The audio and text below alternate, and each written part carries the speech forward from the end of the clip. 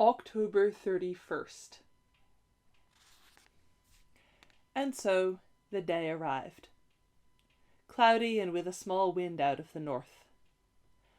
I told myself that I was not nervous, that as an old hand at this, there were no jitters of anticipation, rushes of anxiety, waves of pure fear.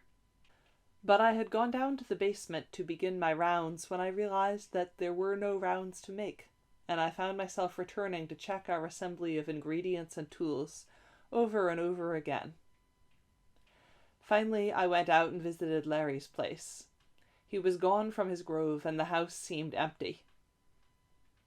I went looking for Greymalk, and when we met, we took a walk together. We hiked for a long time in silence before she said, "You and Jack will be the only closers there." "It looks that way," I said.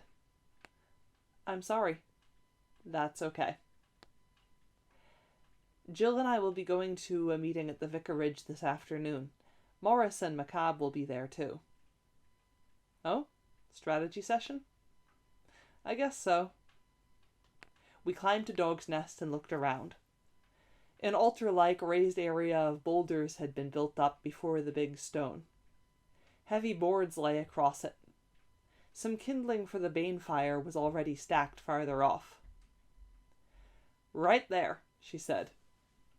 "Yes." "We're going to protest the sacrifice part." "Good."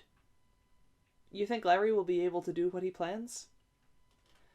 "I don't know." We climbed down a different way than we'd gone up, discovering some fresh misshapen footprints. "I wonder what'll become of the big fellow now," she said. "I feel sorry for him. That night he picked me up, he didn't mean to hurt me, I could tell." "Another lost one," I said. "Yes, sad." We walked again in silence then. "I want to stand near you in the arc," she said. "I believe the vicar will be at the left end, with Morris and Macabre next to him, Tequila and Nightwind with them, then Jill. I will stand to her right. I will assume a position 3 paces forward. That would put you and Jack beside us." "Oh?" "Yes, I've been working for this arrangement. You must be to my right and slightly back. That is, to Jack's left." "Why?" "Because something bad may happen if you stand to his right." "How do you know this?" "My small wisdom." I thought about it. The old cat in the dream world was obviously on her side, and she was an opener. Therefore he could be setting me up for something. However, his remarks concerning the elders had almost seemed disparaging, and he had seemed kindly disposed towards me. Reason stopped here. I knew I had to trust my feelings. "I'll do it." When we neared our area, I said, "I'm going to walk over again to see whether Larry's back. Want to come with?" "No, that meeting." "All right. Well, it's been good." "Yes. I never knew a dog this well before." "Same with cats and me. I'll see you later then." "Yes." She headed home. I searched all around Larry's place again, but there was no sign of his return. On my way home, I heard my name hissed from a clump of weeds. "Snuff, old boy. Good to see you. I was on my way over, saved me a trip." "Quicklime, what have you been up to?" "Hanging out in that orchard eating the hard stuff," he said. "Just stopped by for a quick one on the way over." "Why were you coming to see me?" "Learned something. Wanted you to know." "What?" I asked.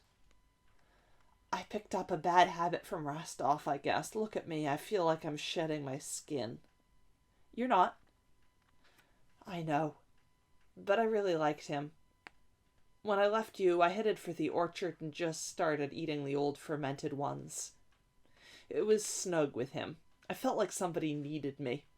The fruit's almost gone now. I'll come around. I'll be all right. But I'll miss him. He was a good man. The vicar got him. That's what Nightwind told me. wanted to narrow the field. That's why the Count disposed of Owen, to send the vicar a message. You'll get the vicar, won't you? Quick, I think you've had too much. Owen was killed after the Count was staked. Clever, isn't he? That's what I was coming to tell you about. He fooled us. He's still around.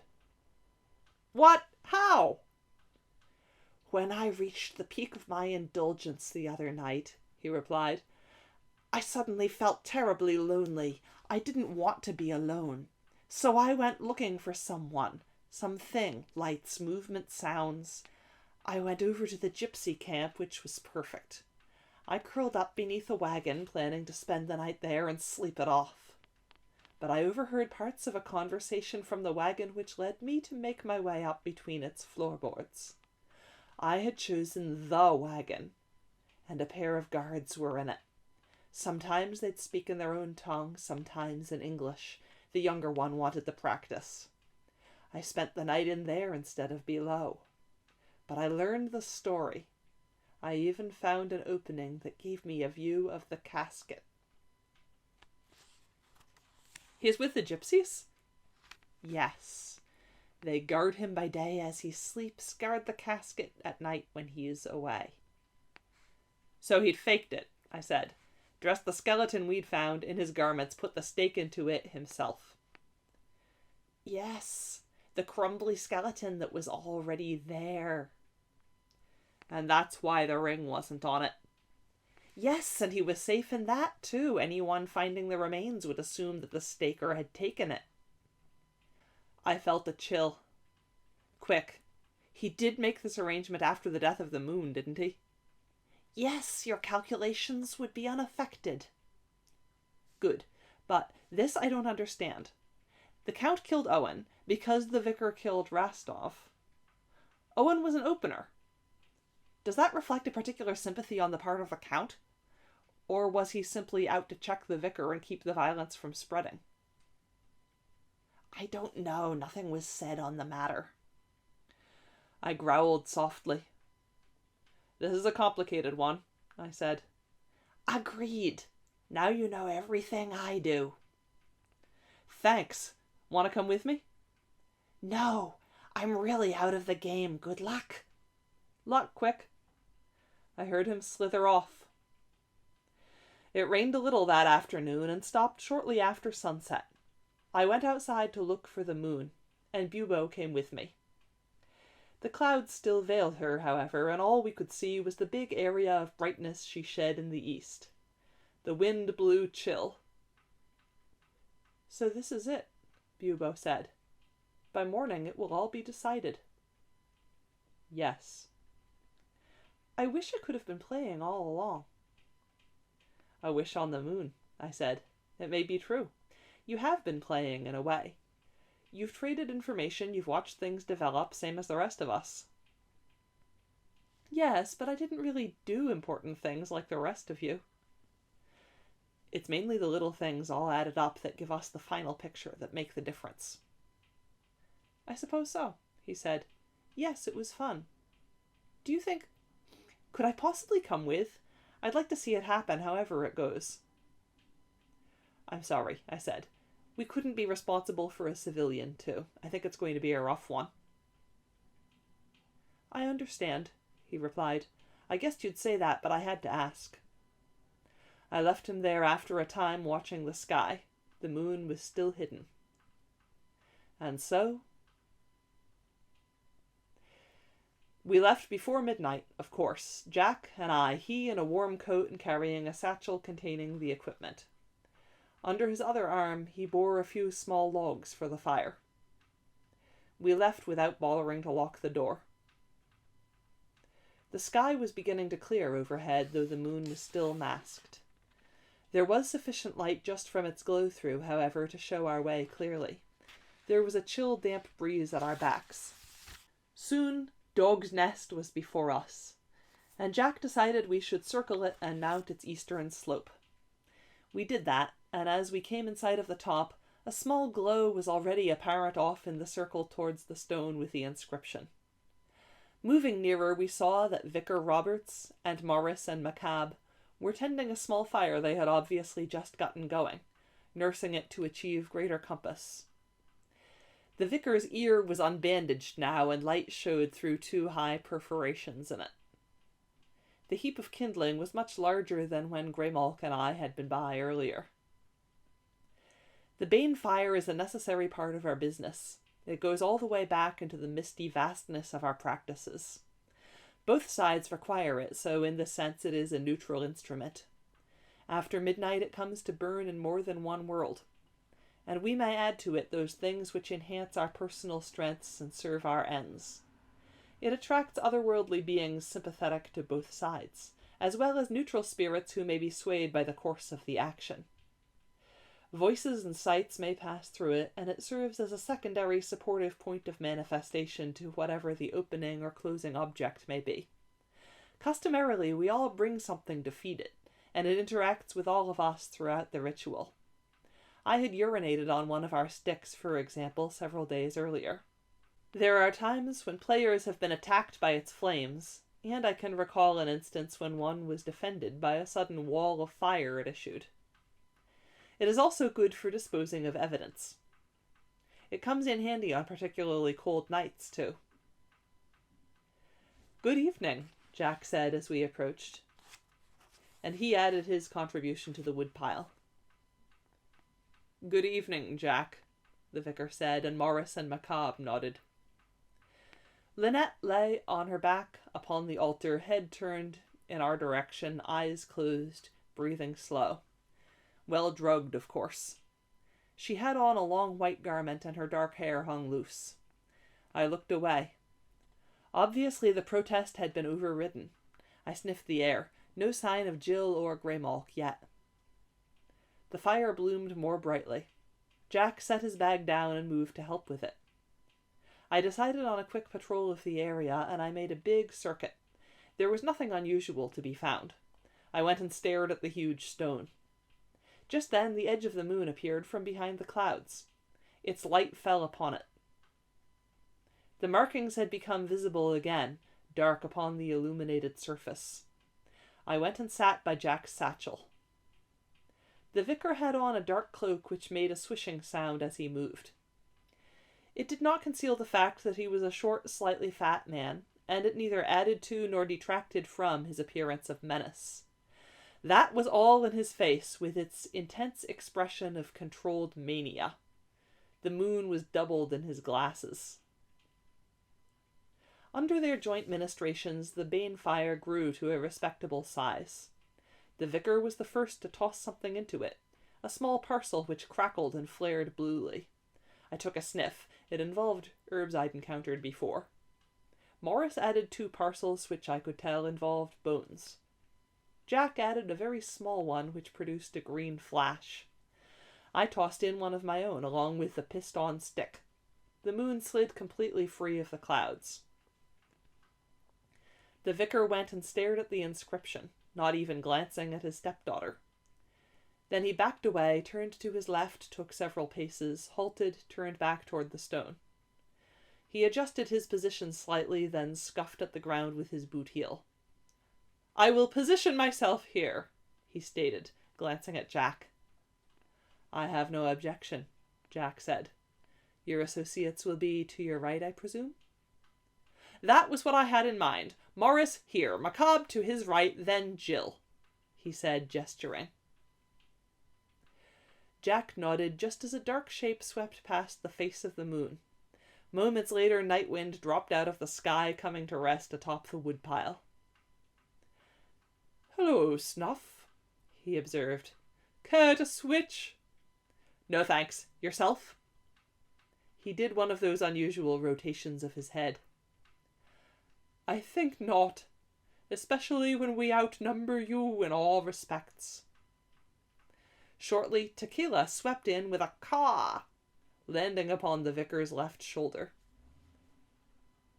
"Greetings, Night Wind," she said. "A good game to you, sister." She looked at me and looked away. She said nothing. Neither did I. Everyone added more kindling and more ingredients to the fire.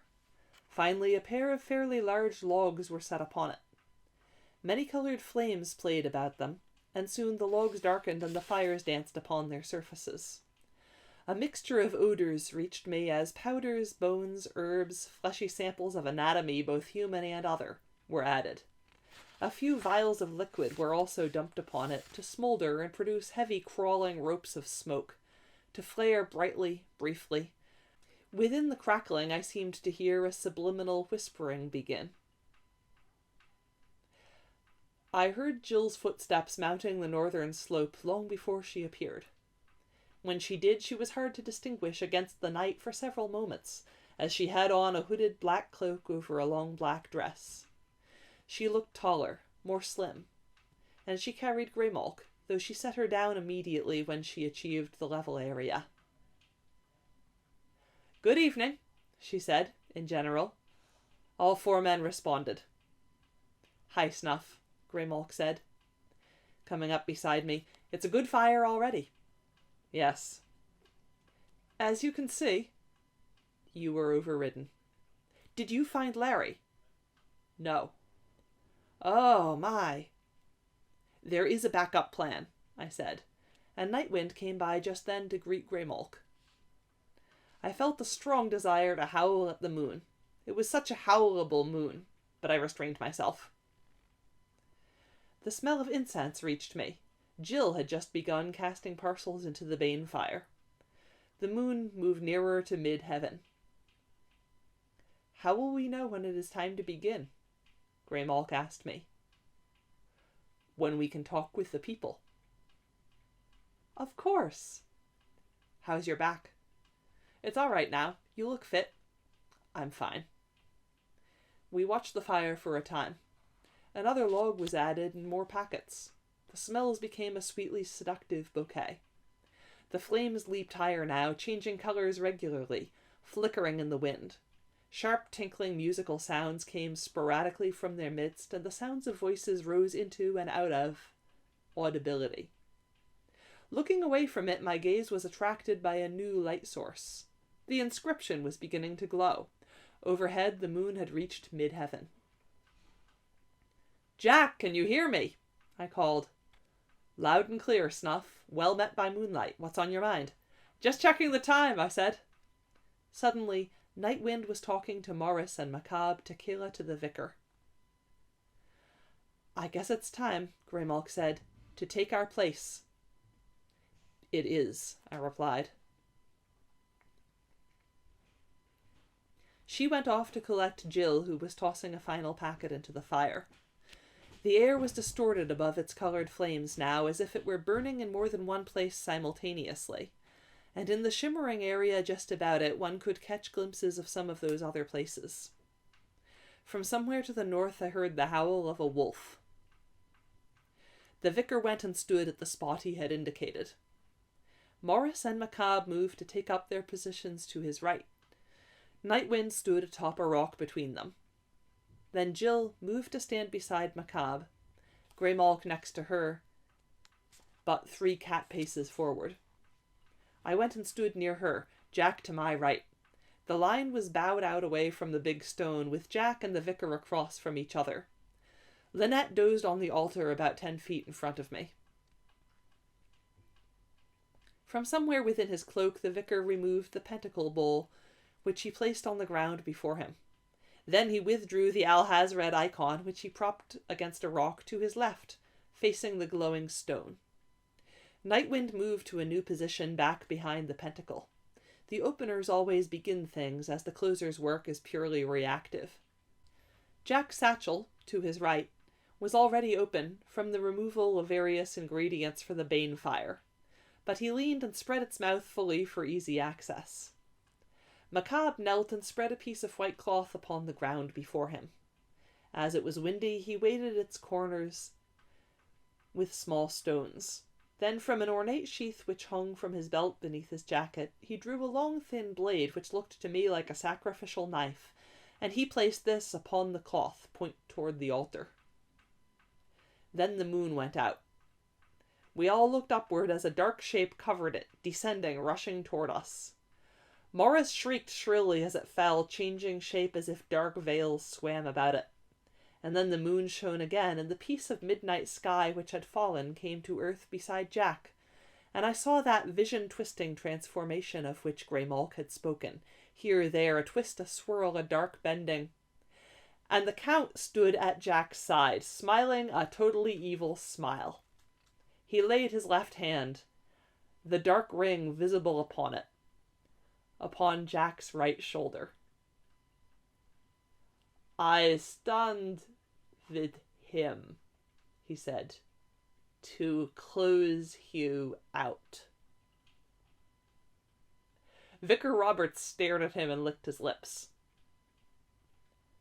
"I would think one of your sort more inclined to our view in this matter," the vicar stated.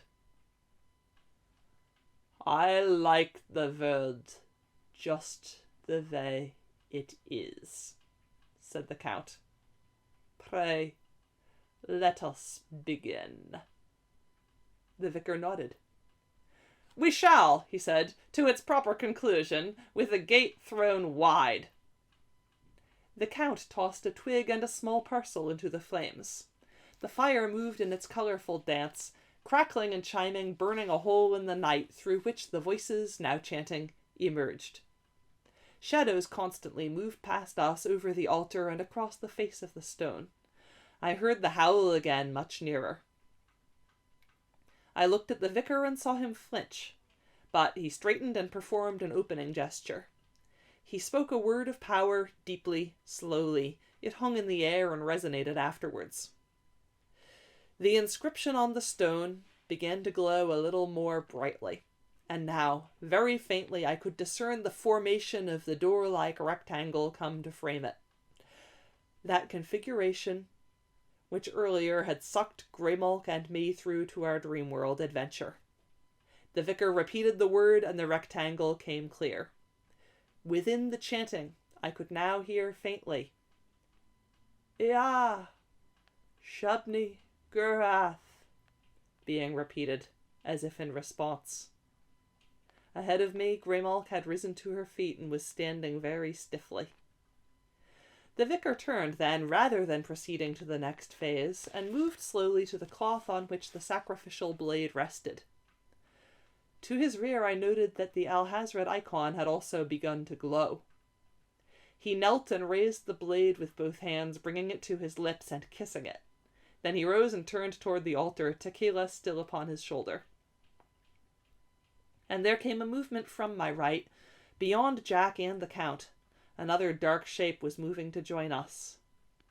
The vicar had taken but a single step ahead when a great grey wolf moved into the firelight and rushed past him toward the altars.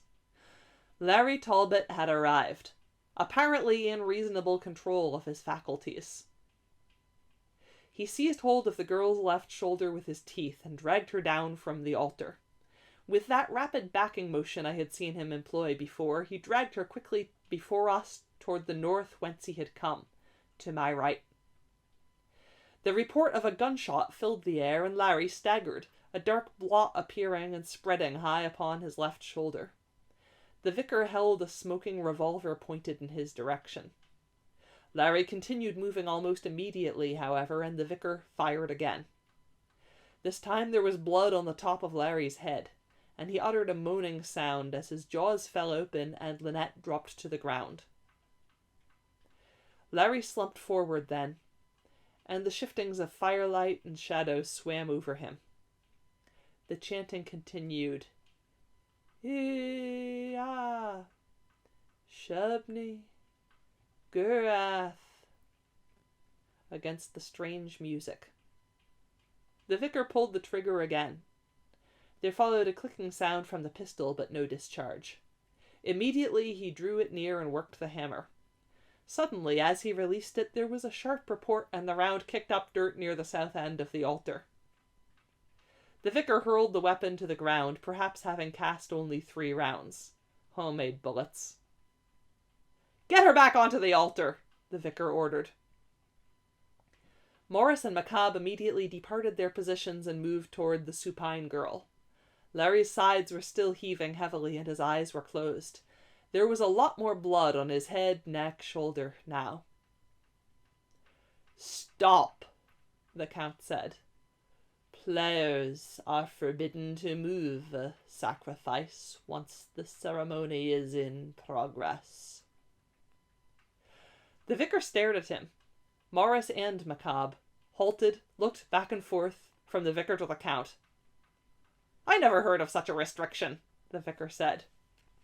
"It is a part of the tradition," Jack stated. "There must always be a small, even if only symbolic, exit open to a sacrifice in this. They may go as far as they can. They may be stopped. The place where they fall becomes the new altar. Do otherwise, and you destroy the pattern we have created. The results could be disastrous." The vicar pondered for a moment, then said, "I don't believe you. You're outnumbered. It's a closer's bluff to make things more awkward for me. Morris, Macabre, put her back." The Count stepped forward as they advanced. "In a case such as this," he said, "the opposing parties are permitted to resist the desecration." I heard heavy clumping footsteps in the distance, but they seemed to be passing the hill rather than approaching it. Morris and Macabre had hesitated, but then they moved forward, reaching for Lynette. The Count flowed forward. No single limb seemed to stir, but suddenly he was there beside them. Then he raised his arms out to the sides, his cloak dependent therefrom, and he moved them forward, completely engulfing the men within its folds. He stood thus for only an instant, arms across his chest, before a succession of snapping sounds could be heard. He opened his arms, and they fell to the earth, to lie at odd angles, blood emerging from their ears, noses, and mouths. Their eyes were wide. They did not breathe. "You dare!" the vicar cried. "You dare to touch my people!" The Count turned his head slowly, raising his arms again.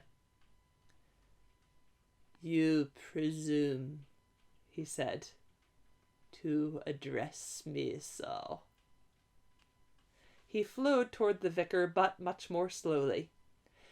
The music came clearer and clearer, the chanting louder, the inscription brighter, and as he moved, I beheld a silent form in the shadows to my right, whose presence had first reached me in the form of his scent, which I recognized from an encounter in a wood by moonlight. He approached soundlessly. The stranger wolf. The vicar's hand snaked out from beneath his cloak, casting something toward the Count. Immediately the flowing ceased and the Count stiffened. In the meantime, shielded from the vicar's view by the Count's body, the stranger wolf entered the firelight, took hold of Lynette's shoulder, and continued what Larry had begun, dragging her back into the darkness. The Count was suddenly less than graceful. He swayed.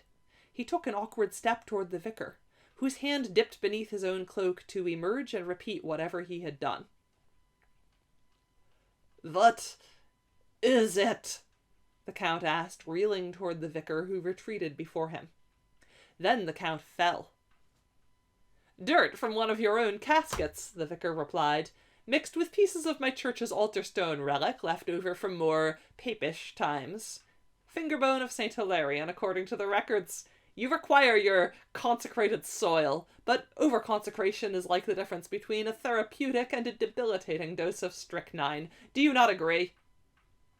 The Count muttered a reply in a foreign language, as the wolf disappeared with Lynette, and I realized that, from all his talks with Larry, plus his knowledge of drugs and the samples he had obtained, he had succeeded several days ago in developing his own ideal dosage. And I had just witnessed the great detective's greatest disguise yet. I howled a "Well done!" into the night. Later, a "Good luck!" came back to me. The inscription glowed brilliantly now. Whether the deaths of Morris and Macabre had contributed to this was hard to tell. The vicar looked up and saw that Lynette was gone. He glared at Jill. "You should have told me," he said. "I didn't notice till now," she replied. "Neither did I," replied Nightwind. The vicar picked up the sacrificial knife which he had dropped, moved back to his position and drove the blade into the ground at his feet. He straightened then, repeated the word of power, and said another. Immediately his face became the snouted, tusked visage of a boar with a shredded ear. This lasted for perhaps a minute before Larry's eyes opened. He turned his head, saw that Lynette was gone, looked immediately to the altar, and saw she was not there either. He tried to rise, failed. I wondered how serious his condition was. True, there was a lot of blood, but head wounds are often that way. Even a silver bullet still has to hit something major. Larry tried to crawl forward, succeeded in moving perhaps half a foot, paused and panted. The vicar spoke another word. Greymalk was suddenly striped like a small tiger. This too passed quickly. Tequila was starting to look like a vulture. Suddenly Jill was an ancient hag, bent far forward, hooked nose almost touching her jutting chin, strands of white hair hanging about her face. I glanced at Jack and saw that he suddenly wore the shaggy head of a great brown bear, yellow eyes staring forward, saliva running from the corners of his mouth. Looking downward, I saw that my fur was blood red and moist, and I felt as if horns jutted from my brow. I had no idea what I might resemble, but Greymalk drew back in alarm. The boar spoke again, and the word rang like a bell in the chill air. The Count was suddenly a skeleton wrapped in black. Something unseen passed high overhead, laughing like a demented child. Pale mushrooms sprang up all about us, and a shifting of breezes brought me sulphurous scents from the fire. A green liquid flowed outward from that blaze, spreading in bubbling streams. The chanting now seemed to contain all of our names. Macabre had become a woman whose painted face began to peel off in long strips.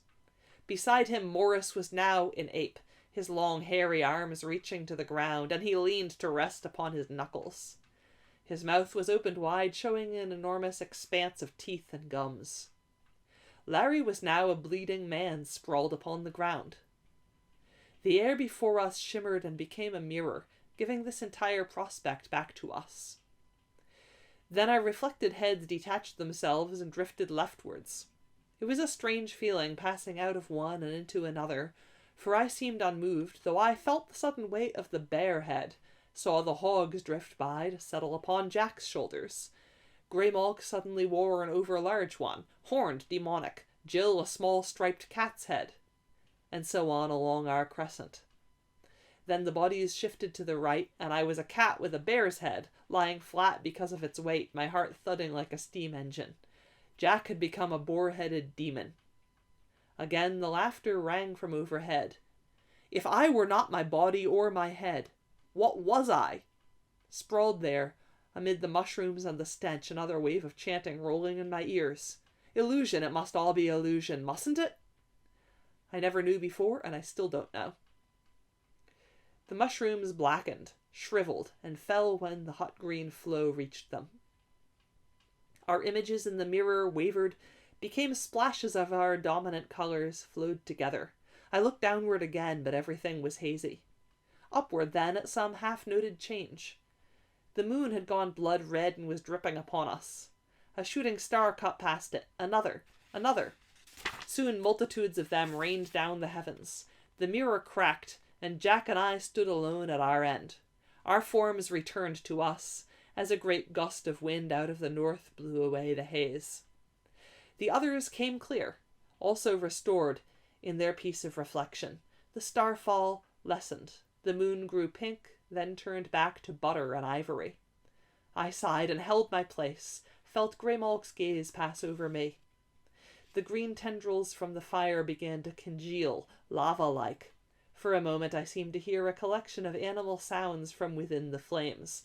Baas, nickers, whinnies, whimpers, a sharp barking, several varieties of howling, the coughing of a giant cat, a croaking, a mewling cry. There followed a stillness save for the fire's own crackling and snapping. I felt the familiar tingling in the air. The time had come for the opening. I glanced at Jack and could tell that he felt it too. Larry dragged himself another foot forward. I was looking at the vicar as he spoke the final word. I saw the Count's left hand twitch, but apparently the vicar did too, and he stooped and raised the pentacle. Something dark fled forth from the Count's ring, but the vicar caught it in the pentacle bowl, and it was reflected off into the night. It was probably too late for killing the man anyway, for the opening was definitely beginning. The vicar stooped again, raised the icon, and placed it upon the Count's chest. The ring did not flare again. All in all, as I regarded both Larry and the Count, I was forced to a sort of grudging respect for the fellow. He was much better at his business than I'd have guessed. "Jill," he called out, "use the wand now." Jill reached inside her cloak, produced the wand, raised it. Oddly, the growing brightness of the stone halted for a moment. Jack had his wand out in an instant, raising it and training it upon the same target. I heard the heavy footsteps again, this time approaching us. The rectangle began to brighten once more, and a great depth occurred within it, swimming with coloured lights. The cries from the bane fire grew louder and louder. "Ya! Shubney! Gurath! Hail to the Black Goat!" The music also increased in intensity, and the moon blazed like a beacon overhead. Larry began dragging himself farther along. The experiment man came into view off to the right, heading toward us. I glanced at Jack. Beads of perspiration had formed upon his brow. I could tell that he was pouring his will and spirit into the wand, but the opening continued. The experiment man lumbered up to us. "Pretty kitty," he said, pausing in front of Jack, which might have killed anyone else, but he already smelled of death and seemed aware of nothing untoward. Suddenly the opening was arrested. The gateway lost some of its depth. The experiment man stooped and quickly snatched up Greymalk. "Pretty kitty," he repeated. Then he turned and walked away in the direction whence he had come. "Put me down!" she cried. "I can't leave now!" He sat down just beyond the firelight and commenced petting her. Larry continued his crawl, steady now. Depth returned to the gateway. I thought I saw a tentacle stir within it. Then something large and amorphous seemed to be drifting our way. "This isn't working well," I heard a small voice say. I sought its source. Bubo's head had emerged from the left side pocket of Jack's coat. "Bubo, what are you doing here?" I asked. "I had to see it," he said, "to learn whether what I'd done was right. I'm not too sure now." Yes, it was a tentacle, extended from the dark approaching mass, reaching for the gateway. "What do you mean?" I asked. "I'm a pack rat," he said. "I thought you were outnumbered and outgunned, and I wanted your side to win. So I did the only thing I know how—" "What?" I asked, already beginning to guess. The dark mass was much nearer, and I smelled a deep reptilian musk. The experiment man had put down Greymalk and risen. He was approaching us again. Larry had moved much further to my left. A tentacle emerged from the gateway, groped about, located Morris's right foot, wrapped about it, dragged him back inside. A moment later it returned for Macabre. Slurping sounds followed. "I fixed it so they'd defeat themselves after they disposed of you," Bubo said. "How?" There were great masses of tentacles now, all of them writhing toward the gateway. "I sneaked about last night," Bubo said, "and I switched the wands." I seemed to hear the odd sounds of a cat's laughter. It's so hard to tell when they're smiling. The old cat hadn't been telling me to fetch a stick.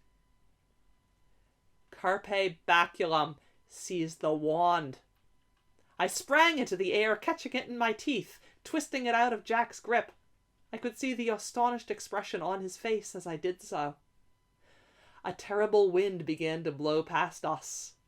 I heard the vicar cry, "No!" Tequila sprang up from his shoulders, wings beating. Turning my head, I saw that the gateway was closing. There followed a roar Growler would have been proud of as Larry leaped at the vicar. They rolled upon the ground, passing right over the Count, knocking the icon from his breast. Then the mighty wind caught them, and they were carried toward the closing gateway and on through it. Jill looked puzzled, as she continued to wield the closing wand, hair and cloak streaming forward. Jack had braced himself. Then his arm moved, hand dipping into the satchel and out, emerging quickly, casting the wine bottle of slitherers into the gateway to gunk it up. He grinned at me. "Any port in a storm," he observed. I felt the wind pushing me forward. Night Wind was trying to get behind a rock. Then the experiment man came up and halted before us, and the pressure was suddenly eased. "The Count," he asked. Had Greymalk sent him after our ally? "The man on the ground," I replied. "Take him away." He continued past us, swaying but holding his own against the wind. He stooped and caught hold of the supine figure, raised it in his arms. I glanced at the gateway. It had already grown somewhat darker. The fire, scattered, flamed at a dozen small points, glowed from as many more. A few of these faded and winked out as I watched. Jill stared at the wand that she held, and I could read the realization coming into her expression. I heard Greymalk's voice from the shadows. "Come on!" she called. "Let's get the hell out of here!" Bubo had already ducked back out of sight into Jack's pocket as we moved to take her advice. A single note as of a crushed crystal goblet filled the air. The stone was blank again. Abruptly the wind ceased. The voices had already died away. We made our way northward toward the slope. Overhead the moon seemed enormous. "Let's go!" Greymalk urged as we came up beside her, and she was right. The hilltop would remain dangerous till dawn. I turned and looked back in time to see the experiment man start down the southern slope carrying the Count. "Hi, Cat," I said. "I'll buy you that drink yet." "Hi, dog," she said. "I think I'll let you." Jack and Jill went down the hill. Grey and I ran after.